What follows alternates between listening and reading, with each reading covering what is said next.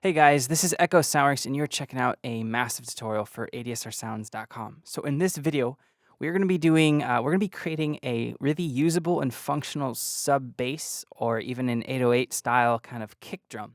So you can use this for a few different genres, obviously EDM, and you can obviously use it for, if it's 808 sounding, you can use it for hip hop, urban, that whole thing. So I wanted to blend those two ideas together into one tutorial in case some of you guys prefer, the more urban trap side of production, and the others of you out there maybe do progressive, big room, all that sort of stuff.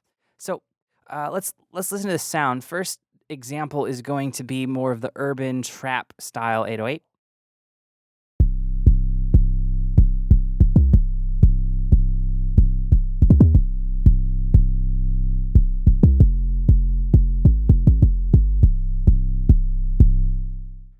Right? So it's a really big, meaty 808 sound, okay? So now we can quickly and easily actually turn this into more of an EDM style sound using some macros that I created with this sound. For instance, let's say you're into hard style.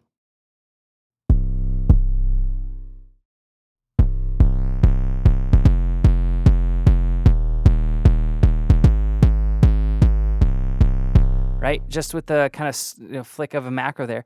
Let's say you want to take out a little bit of the kick. So it's just more of a straight up sub. Let's say you want to change the tone. That is all easy and quite quick to do. All right, so you can also turn this into a kind of a sidechain sub-frequency that you can layer with your kicks if you want like a huge tuned kick for big room and certain genres of EDM. So to do that, I'm going to take my performer and pop that onto my amp mod, and now we got this kind of sidechain bass, and it's very subby, and I'll bring in this kick that's in massive. If I play these together,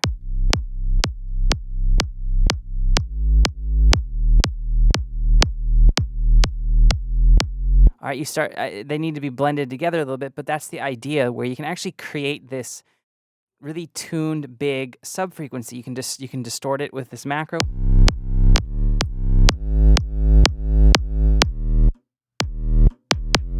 The reason why I wanted to share this with you was because making a really cool 808 sub kind of a kick bass inside of massive isn't actually as simple as you would think. You just think you'd load up like a Sine, manipulate some envelopes, and you're good to go.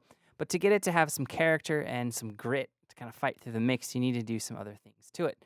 So I'm going to make a duplicate instance of this track, and we're going to zero this out inside of massive. So now we have just stock sound.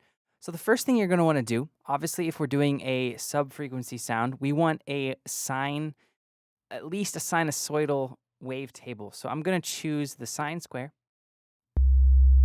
and turn it down to sine, obviously. Now pitch this down to -24, and then you're going to get a sub. Now you're pretty much done in the oscillators. There's not a lot really to do here. I'm going to turn the amp down a little bit, and that's it. So outside of modulation and effects, that's really the only thing you're going to ever be able to do to get a sub. You got to use a sine wave, right? So let's dirty this up and make it more interesting. So to do that, I am going to go to my filter first, and I'm going to select daft. I could use a low-pass filter, but I want to use some filter frequency modulation at some point. And I like how that sounds because it plays off of the daft filter type a little bit better than it does the low-pass 4. So let's listen to this. This isn't going to change that much of the sound. It actually kind of reduces the quality of the sound. So let's turn the resonance down a bit. And now let's go down to Filter FM and turn this on. So now we have this kind of a frequency modulation being applied through the filter coming from our first filter here in the modulation oscillator. So what we're going to do is just leave this kind of down near the bottom, maybe 10, 15%. And what we're going to do now is jump to our envelopes to make this more like a kick or a bass. So the first one we need to change would be envelope 4, because that's tied to the amp mod by default right here in massive. So let's turn down the attack all the way, because kicks don't really have that much of attack. They have really short attack, actually. Let's turn the decay down, turn the level down past 50%. The release will turn up for now. so it kind of like rings out as we hit it. So you're not going to hear much sound right now, but that's fine. We'll bring it back in. So if you got the release point and the decay right, this vertical line right there should be kind of in the near the word trig 0 reset in that space. All right, so now that we have that envelope out of the way, let's go to our second envelope, and we're going to create a really short, kind of staccato, plucky looking envelope that we can modulate the pitch of our oscillator to add some snap and presence to the initial attack phase of our sound. So to do that, turn the attack all the way in, turn the decay pretty much all the way down, turn the level all the way down, and then take this and modulate to, I think I did around 30. We'll do 24 so it's in tune. So if I turn this up too much, it starts to affect the pitch. But if you have it up just the right amount, it adds a little bit of presence to your sound. All right, I like how that's reacting with our sound. Let's go to our first envelope, and we're going to do something similar with this shape, but we're going to modulate. We're gonna modulate the cutoff filter, and we're also going to kind of inverse the attack. So it's going to be very short. There's not going to be a lot of decay or sustain to this, but we're going to turn the attack a little bit higher than where it is by default. Turn the decay down and turn the level all the way down. Keep the release where it is. Now we're going to take this and modulate our cutoff filter just a little bit. So it's getting a little bit clearer sounding. And I do suggest you either watch this tutorial on monitors or headphones. Otherwise, you're not going to be able to hear everything properly. All right, so that sounds good. So let's go to the insert effect, and we are going to add a clipper. And this is just to kind of dirty things up. So we're going to turn the dry and the dry wet down and the drive down. All right, so it's starting to sound a little bit better. Still need to do some things to make this more interesting. So we're going to go to the voicing tab, and we're going to select monophonic or monorotate, depending on how you want to play it, because it's a sub bass. So let's turn the glide down, and we will make a macro right now and call it glide. So if you're a hip-hop user or a trap person, this will be helpful. Let's just clear out this vibrato. We don't need vibrato on a sub bass.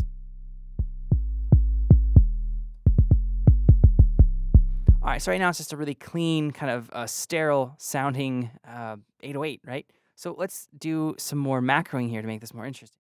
So we're going to go to our first macro, and we are going to pop it on the drive of the clipper, and then we'll call this hard style. We'll just call it hard for now.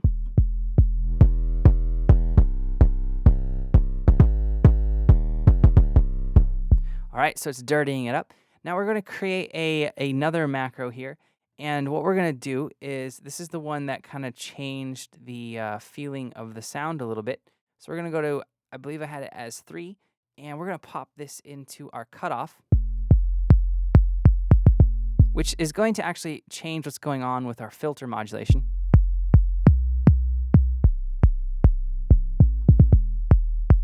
All right, so we'll just call this tone for now.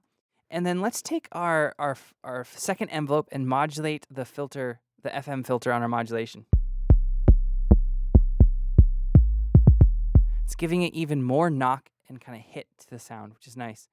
So we're going to go to 4, and we're going to do a couple things on 4 that will drastically change the sound. I'm going to apply it to the dry wet of the clip. So that will play nicely with macro 1 if you want more of a hard style, even like a big room style sound. So we're also going to apply this to our first envelope. So make sure you're on the first envelope. And what we're going to do is we are going to have this turn the level down. So listen to this. It's kind of like a reverse decay a little bit.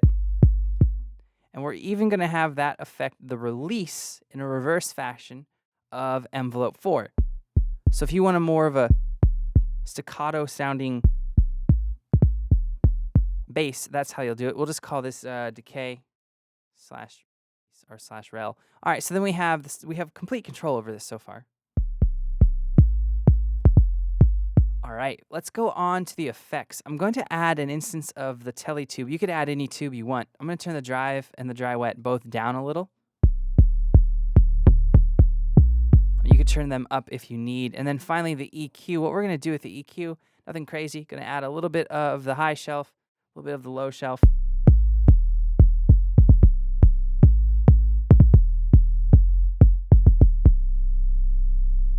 right, and finally, let's turn on the feedback, and I lied. There's one more thing I want to do. Let's add some bit crusher to insert 2.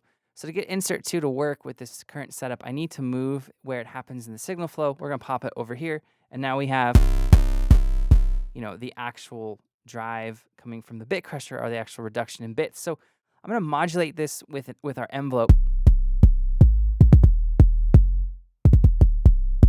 to control the quality of the sound.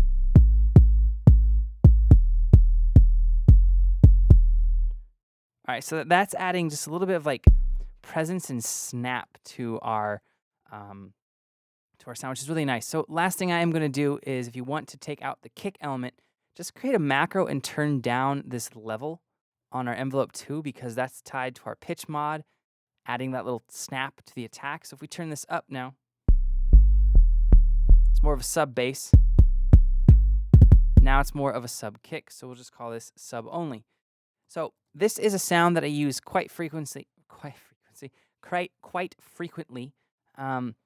and I use it when I'm writing, when I'm creating sound design demos. Sometimes it sticks in the final, instances of a track or a demo. Other times it's just nice to have a sub bass or a sub kick or an 808 sounding bass that's just in tune. I can play it on the keyboard, and I don't have to fuss around with tuning until I know, the exact sound that I need. So having these macros is really nice, because then I can change it depending on what I want to do. So to round out this tutorial here, I'm going to show you how I can take this from like a kick in its own right to actually having it kind of be like a sidechained just sub frequency that you can use and blend with another kick, whether it's a sample or coming from another synth, that you can use to make like the big room style kicks. So to do that, load up a stepper. By stepper, I mean performer. Load up a performer inside of one of the LFOs. Sync it. So we'll do a ratio of 1/4, so it's a quarter note essentially. And then go click on load curve. We're going to select this little ramp up. Make sure that's the first one for the first step. Now, all the remaining 4 steps that we're going to be using, just zero out at the bottom with this straight line and make the length of your stepper, or your performer, be 4 steps essentially. So let's uncheck load curve. And then what you do is pop this in the amp mod of your sound. Turn the X fade up. And it's like having some sidechain compression on the sound, which is really nice. So what we can do is, I have a basic kick loaded up in massive right here. There's very little sub frequencies in it. But we can play these two together to get that main room or big room style sound, right? So I could, of course, blend these a little bit better, and we'll even introduce this noise sound that we have.